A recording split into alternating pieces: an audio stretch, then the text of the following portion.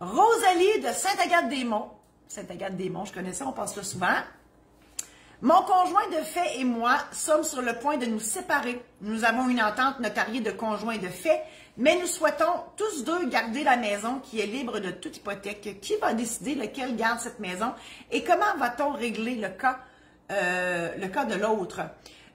Martine, je ne sais pas si je t'avais dit de mettre je pense que je n'en ai pas parlé ce matin, programme en ligne de mariage, on en parle, je viens d'allumer, on en parle des conventions d'union de fait dans ça. Donc, Martine va vous mettre le programme en ligne sur les mariages, mais dont je parle aussi des conventions d'union de fait, parce que c'est pas tout le monde qui veut se marier dans la vie, mais c'est pas tout le monde qui veut non plus se faire avoir dans ça. Là. Donc, j'en parle dans ça, et l'aide-mémoire aussi. Martine, elle va nous mettre ça. Martine... Ah, il a dit qu'il est déjà là, super. On l'avait fait. Hein?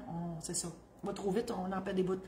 OK. Donc, là, vous dites que vous avez fait une entente notariée de conjoint de fait. Puis, cette entente-là, ce qu'elle prévoit, c'est justement en cas de séparation, qui garde quoi?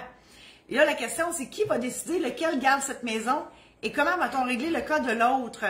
Ben, et là, je ne sais pas, parce que ça dépend ce qui est écrit. Hein? Ça dépend ce qui est écrit dans la convention. Puis, je ne l'ai pas lu. Parce que cette convention-là, c'est votre loi. C'est cette convention-là qui détermine justement ces questions-là. Hein? Moi, la seule réponse que j'ai à vous dire, ma chère Rosalie de Sainte-Agathe-des-Monts, c'est de retourner voir le notaire qui l'a fait ou un autre notaire avec votre convention, vous la faire expliquer. Et c'est sûr qu'on va arriver à un terrain d'entente. Souvent, dans les achats, même, on n'a peut-être même pas besoin de se référer à la convention d'union de fait, parce que dans l'achat, on met souvent des clauses de préférence d'achat, justement. S'il y en a un des deux qui veut se départir de ses droits, l'autre a la préférence de s'en porter acquéreur. Donc, regardez dans votre contrat d'acquisition, si cette clause-là est là, c'est par ce bout-là qu'on va prendre le truc. Et ça va, donc, celui ou celle qui veut reprendre la propriété, qui a les moyens. Des fois, ça dépend. Mais là, si vous avez tous les deux les moyens, Caroline, tirage au sort, rendu là. Hein? Faudrait être mal pris un peu, mais ça fera le job.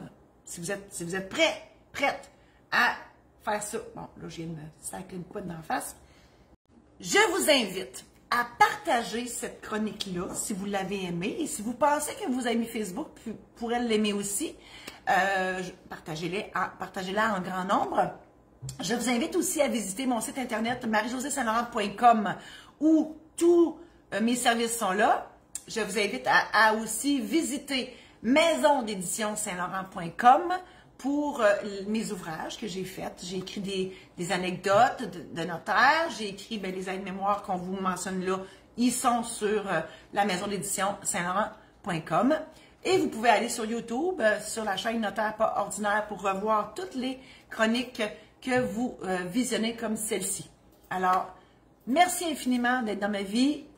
Je vous embrasse et je vous dis à la semaine prochaine.